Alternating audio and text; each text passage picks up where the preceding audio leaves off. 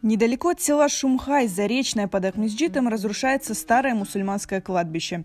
Оно никак не обозначено и не огорожено, хотя насчитывает десятки могил. В этой поляне, недалеко от Аянского водохранилища, на первый взгляд ничего не выдает мусульманского кладбища. Но если подойти поближе, то можно обнаружить, что каменные столбики, виднеющиеся в траве, на самом деле башташи, мусульманские надгробия.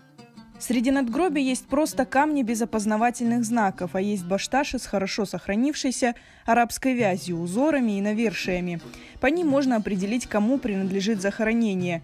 Например, надпись на этом камне, по информации историка Эдема Велиляева, гласит «Гульсум Шериф бинт Мухаммед, Рухуна эль-Фатиха».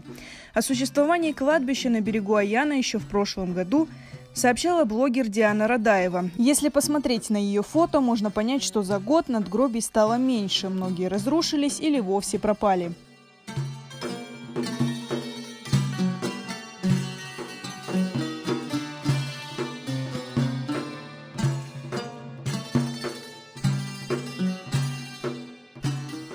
Еще тогда звучали предложения провести здесь субботник и облагородить территорию, но ничего сделано не было. В Духовном управлении мусульман Крыма нам сообщили, что муфтият обратился в администрацию Симферопольского района для уточнения границ данного участка. После проведения технических работ в Духовном управлении планируют инициировать вопрос о признании специального статуса этого места.